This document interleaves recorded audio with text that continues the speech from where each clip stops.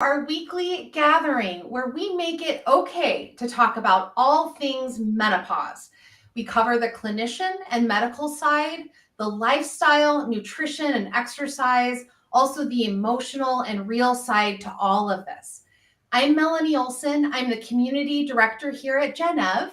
I'm also in perimenopause, so I learned just as much in these sessions as anyone else joining us. So I totally get it.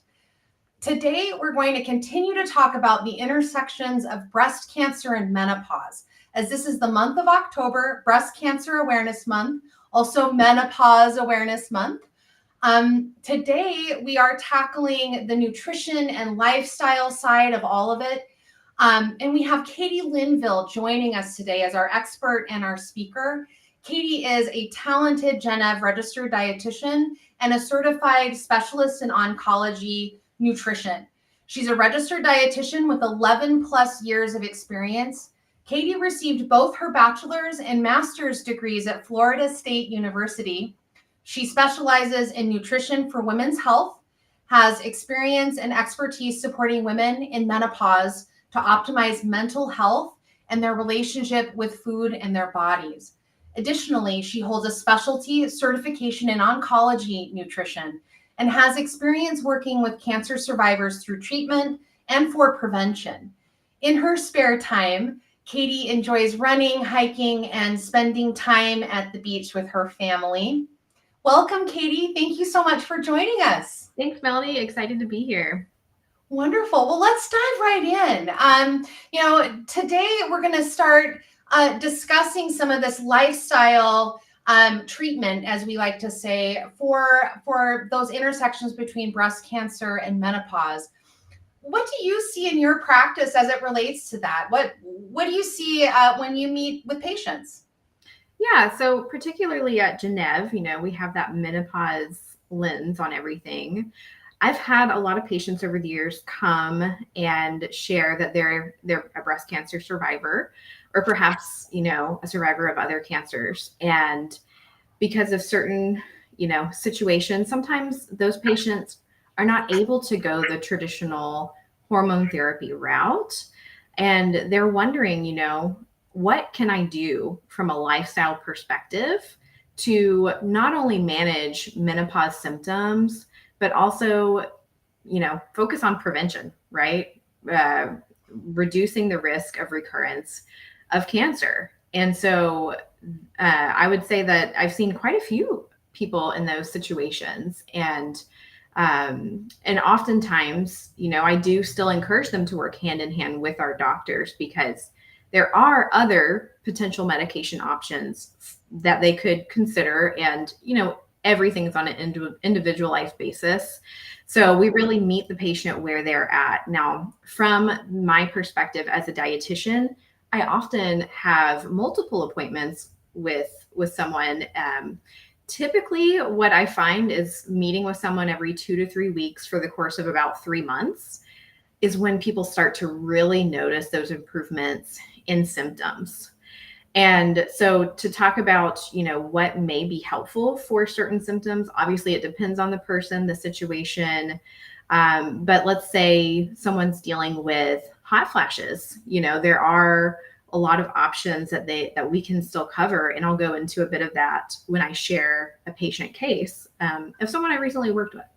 So there are a lot of options out there. If you are in that scenario of feeling like, my options are limited because I can't take hormone therapy, just know that there are so many different strategies and focus points that you could work with me on at Gennev related to the lifestyle focus.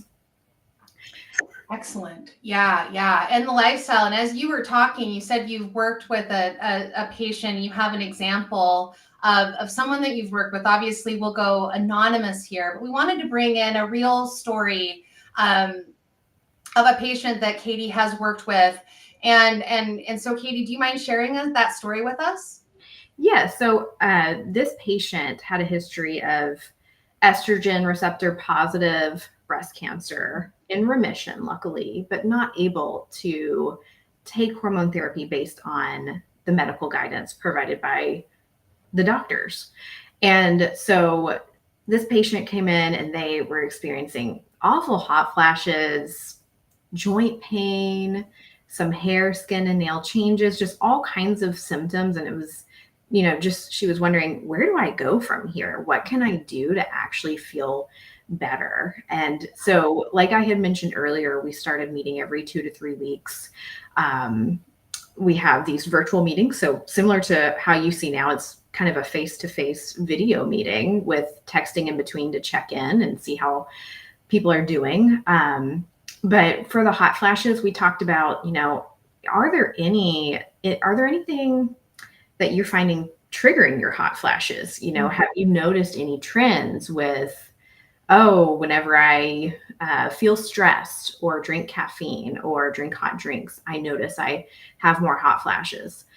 Sometimes it takes time to try to find those trends. But in this case, she was able to identify definitely caffeine and a lot of added sugar. She noticed, when I have a lot of sweets, I actually tend to get more hot flashes. Mm-hmm. Each person is so different, it's definitely different. Each individual person may experience something different. And some people may not notice any hot flash triggers at all, and it's like, where do I go from there? Right.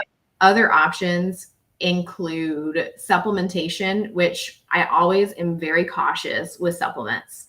I want to consider what treatment is the patient under.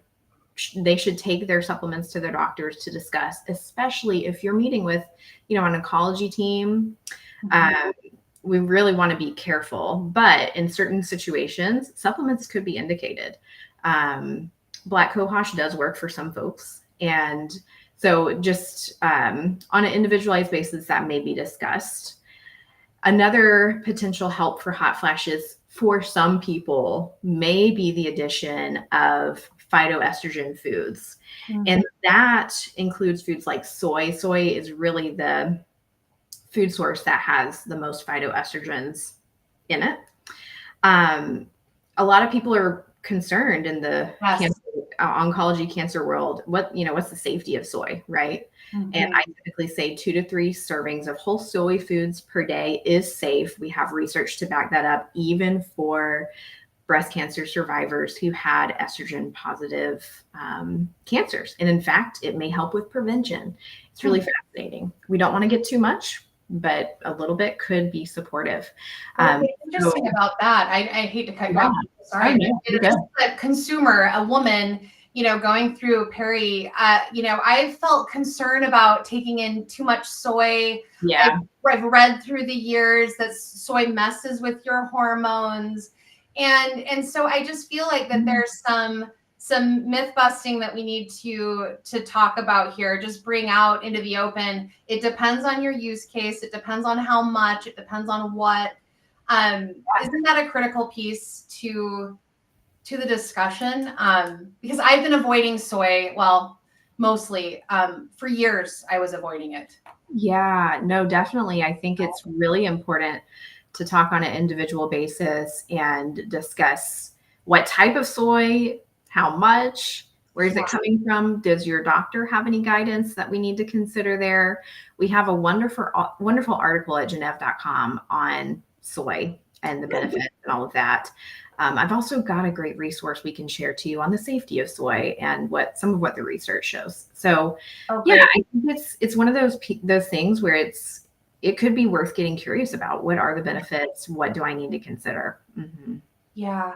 One thing that's interesting, my mother-in-law is going through kind of a secondary menopause right now, and she's a cancer survivor, a breast cancer survivor, but she's on a medication that's reducing, she's in her 60s, late 60s, already reducing more of that estrogen, right? And I actually told her to do 2 to 3 servings of soy, and she's been kind of getting into some of our resources. But she's like, I've already gone through menopause, and she's having, so this kind of symptomatic experience can happen in various stages, which was really an interesting aha for me to recognize. Yeah, that's a great point. It certainly can. It certainly can. Yeah. And so again, it's something you could experiment with, give it 2 to 3 months, of consistent consumption to see, is it helping with hot flashes? It may not. But I have worked with folks who have noticed a benefit. So something to think on there.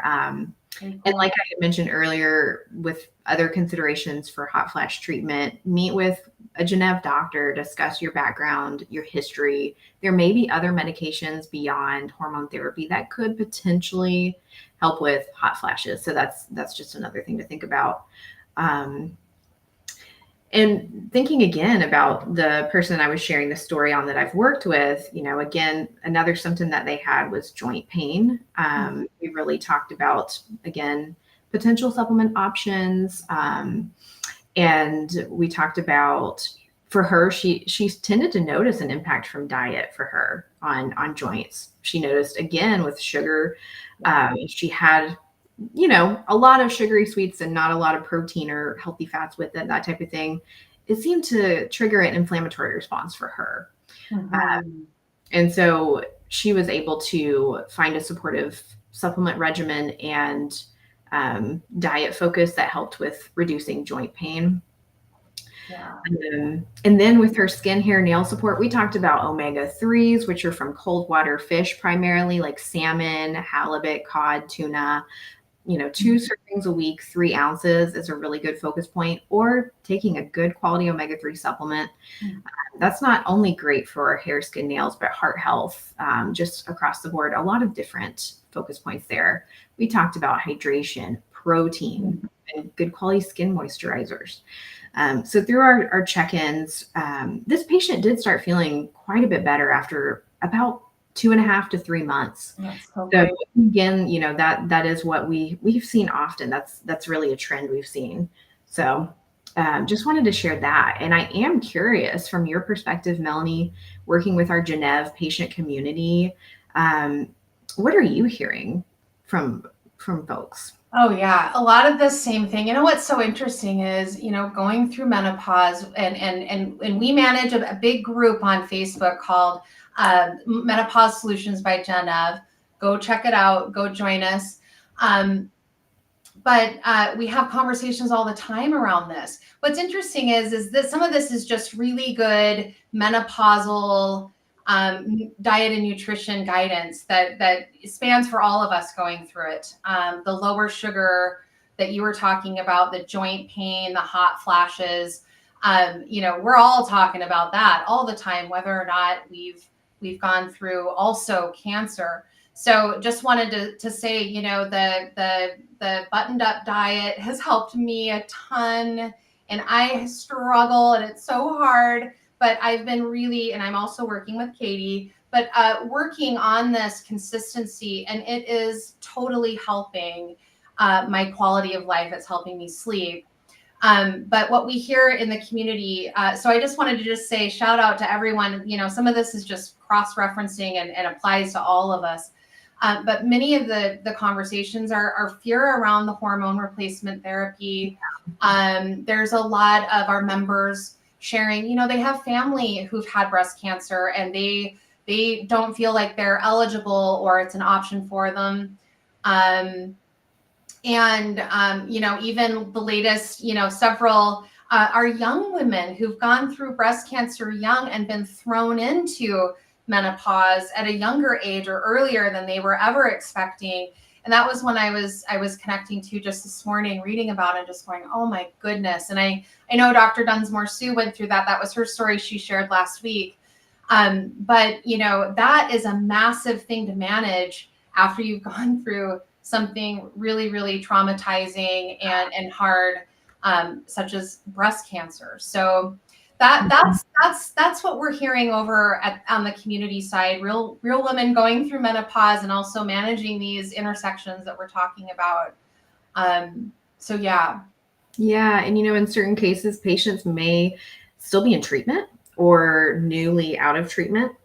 And so not only are they experiencing some of our, most common menopause symptoms we hear about, but maybe they have taste changes, dry mouth, weight loss or gain, or just multiple different situation changes that they're dealing with on top of that. And that is something that I do support patients in as well, talking about getting through the treatment part in addition to to menopause. Yeah. Oh, geez, that's so much to handle and manage, and it's so important to work with someone who knows what they're dealing with and talking about. One of the things that we talked about last week was really an interesting aha moment for me was around, and it was no shade to the oncologists, they're part of this treatment team, but it really is critical to have menopause being represented along with the cancer discussion, because there's a lot that can be done in those intersections that potentially one may not see that the other may not. You know what I'm saying? Right. That was a Looking really at the whole important. picture. Mhm. Yeah, the whole picture. Yeah, definitely. And, oftentimes as a dietitian and in this setting, it can be helpful to learn more about the patient's oncology team. Sometimes the Yeah. patient may have an active working team of not just a doctor, but a physical therapist, maybe even a dietitian who is working with them inpatient, and I think the collaborative approach of understanding what care resources they have is also really helpful. Oh yeah. One of the questions I had that I was wondering from you is, and I wonder if people ask this, I think they do, but what can we do to prevent it? Can Yeah. we what lifestyle should we be taking on to help preventing cancer, preventing it from coming back? Yeah. So there are a lot of potential lifestyle factors that can help with prevention, especially with breast cancer. We find that it can be very lifestyle related. And it's one of those things where again, we meet the patient where they're at with our recommendations, but you'll hear, some of the things I'll talk about, maybe things we recommend across the board with general wellness and nutrition focus and all of that. But a reduction in alcohol and, again, these are just conversations we have individually to decide, is that something to work on? Is it not? Again, soy can be protective. That's actually listed and as a preventative potential in the right amount in proper food sources. Increase in fruits and veggies, which can be tough, especially, vegetable intake and trying to increase that can be tough, but there really can be a positive connection between our plant-based food way of eating and reduction in cancer risk. We're really looking for balance. We don't want too much of any one thing, right? We want a balance of nutritious lean protein sources, fiber-rich carbohydrates, nutritious fats, and not too much of any one thing. So nutritionally, there could be a lot of room for opportunity. It depends on the person and the situation and, just so much involved. And beyond that, exercise, movement has been tied to helping to reduce cancer risk. And it doesn't have to be one particular type of movement. It can be something you enjoy. That's something that I work with folks on, how to increase exercise in a way that's enjoyable and not feeling like a chore, right? Yeah. Even how you just said it, enjoyable. It was nice to just hear that. Yeah. Turn it into something that's fun. Yeah, exactly. There are so many ways that we can enjoy moving our bodies potentially. I mean, and again, all of us are so different in how that could look. But any type of movement is supportive. And then for some people, a weight management approach may be a focus as well, which is a complicated topic, right? The whole weight discussion. So that often comes up in conversation with patients as well. I really understand that. And, we talked about that menopause plate with Monica a few weeks ago, filling up that plate with half vegetables. And, it's kind of a lift to do that, isn't it? And we don't have to be perfect, but I kind of love that. And I've been trying to approach my meals with that, and just, it may not be perfect, but I like that. That was our best practice that she brought to it. And here you're bringing it up again. It's another solid thing. Yeah, that template is a wonderful resource to consider with, half a plate of veggies if possible, the lean protein, fiber-rich carbohydrates making up a fourth each of our plate. nutritious fat sources. In that document that we put together, we even highlighted phytoestrogens, so that comes in as well. And hydration, a big focus there. Mm-hmm. Yeah. Is hydration a big one with women going through treatment? It can be for multiple reasons. I mean, perhaps medications can be dehydrating. Sometimes a decrease in appetite or thirst sensation can be happening. If we're having a lot of hot flashes, we're sweating more often, we need more water than maybe typical, it's a huge piece. And some people notice benefits in increasing hydration with digestion or even energy levels. So it's a big focus point. Yeah. Yeah. Wonderful. Well, what kind of resources would you like to bring to this discussion? What things do you think our listeners need to hear? Yeah, I mean, resource wise, I think the biggest thing I can say is, we are here for you as a team at Gennev. Happy to work one-on-one with you to really personalize, individualize a plan for you, because that's really the best way to do it. When we can hear your situation and your story, and provide, individualized references and resources. And as a whole, I mean, there are some wonderful oncology, cancer nutrition resources out there that you can find through American Cancer Society, American Institute for Cancer Research. And I love the website cookforyourlife.org. It's through Fred Hutch, and they've got great nutritious recipes with cancer prevention in mind. So that is a place, if you're wondering, okay, how should I be eating? Maybe start there and get some ideas. And they also, what I love about that website is if you are in treatment and having, let's say, taste changes, smell changes, anything like that, you can filter that to say which recipes may be most supportive for your particular situation. That's incredible. What an awesome resource. Very good.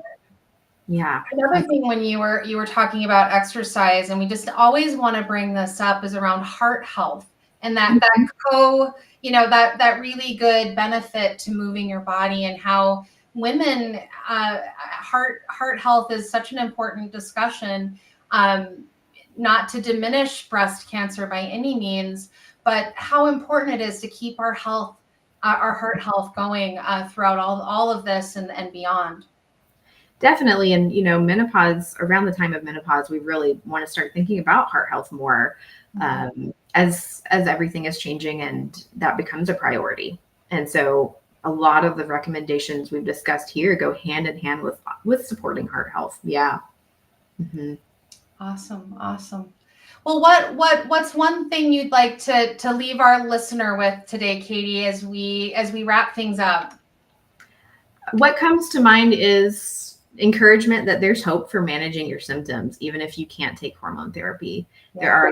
There are several options, and it likely won't be an overnight fix, but there is, a lot to show that you can start feeling better in the course of time as you work on consistent changes. Yeah. Yeah, absolutely. And if you've got questions or anything, please throw them in the chat, listener, and we will get to them. Otherwise, we thank you so much for joining us today, Katie. You're an amazing wealth of knowledge. I love working with you directly. I love the whole model around what we're doing at Gennev. It helps cancer patients. It helps other patients going through menopause. And I'm here to remind you all, you don't have to suffer through menopause alone. There's a fantastic Facebook community that we talked about called Menopause Solutions for Gennev, with over 8,000 members discussing their experiences, comparing stories. We're moderating it along with the docs, along with the RDNs, the registered dietitians. There are real medical treatments and lifestyle treatments and great expertise to tap into. Go to gennev.com and book your appointment today. We have doctors and registered dietitians in all 50 states, and you can usually get connected to a resource within 3 to 5 days, and these are menopause experts. It's worth investing in your time and in your quality of life. Oh, we do have a question I'd love to present before we go. What do you see as most challenging for breast cancer survivors in menopause? It's a really good question. Yeah, that's a wonderful question. And again, since it's so different for each person, hard to pinpoint a direct answer necessarily. But if I had to think of a broad answer here, I think it's navigating, their particular care of both breast cancer and menopause. Where do I go to get this treatment that will be safe for me, supportive for me?